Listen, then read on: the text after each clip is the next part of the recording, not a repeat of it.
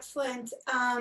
So the next question, we wanted to get into talking about style, but also like different platforms. So of course the audience is a factor, but does the style of writing change depending whether it's a website or a social media platform? How do you kind of have to start at the beginning every time, or do you have sort of guides that help you write for different situations? Do you want to kick this one off, Joel? Sure, yeah. I mean, the format is critically important, right? Like the mindset I might be in when I'm browsing Facebook and get interrupted by an ad will be totally different than the mindset I'm in when I get an email from someone I know, or I'm actively, seeking out information. So you have to understand the context. I think writing for different mediums, there's fundamentals that will play in every time. I mean, we all know the idea of, well, the first sentence has to get the person to read the next one, and the next sentence has to get the person to read the next one. So, things like cadence really matter. But for example, the nuance of writing an email, what I might do for a headline there might be very different from what I do for a headline on, say, a feature page, because the awareness and the understanding level of someone getting those two different emails or in these two different formats is very different. So I think, yeah, stylistically, you have to adapt to the medium you're in. It's why blog writers really struggle to write websites. For example, like the informational needs of someone reading a blog and kind of the bandwidth they have mentally to process information, the way you present it there is, again, really different than someone who's coming in off of an ad to a landing page or what have you. So you need to tailor definitely for the format and for the expectations of the user.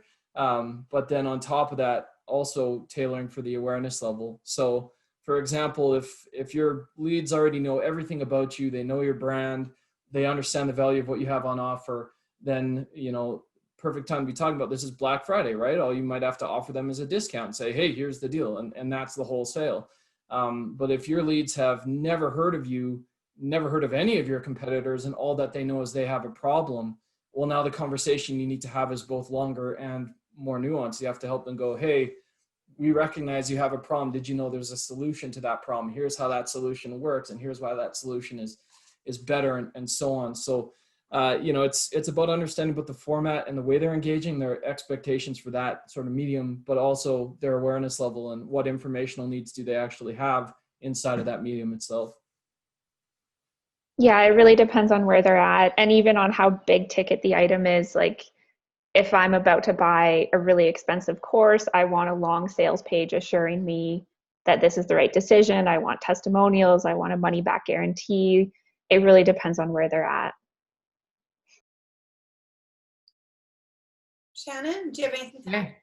Yeah, I think one of the things that we've all touched on is, really understanding where they're at in their customer journey. And really understanding where they're at in the customer journey, understanding the audience and specific target audience that we're talking to with that, can really help determine the amount, the style, and the type of message we're sending to them and what stage of the game. And then there's also, I feel like, a certain amount of expectations on each platform too, So I think, sometimes you can get away with a longer post in Instagram, let's say, but that's not really what we expect on that platform. So sometimes it's a bit out of place. And then the stories are a totally different scenario as well. So you just have to adjust your messaging for each platform and just consider that and not blanket everything the same. So for something like a web page that might have a few CTAs, do you spend time mapping it out beforehand to get sort of the incremental feel? Because some people are ready to click right away.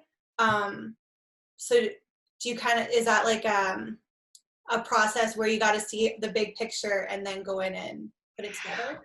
Yeah, I mean, with websites, I guess it's always depending, but I look at, there's a big difference for me on like a landing page where we're driving traffic to, that might have the landing page is actually, a sales funnel in its own versus website content So it's very more specific website content where we're maybe not necessarily selling something to click and buy on that page, which is like background information. So how we deliver that, and Joel mentioned cadence, but like how we deliver the cadence of that and help people find the information we're looking for is very important. But yeah, a longer sales page we're getting them to buy, I think that definitely needs to be mapped out and definitely has to have a certain almost, I don't want to say rhythm to it, but you have to give them opportunities to purchase at multiple stages if you have something a little longer on a landing page.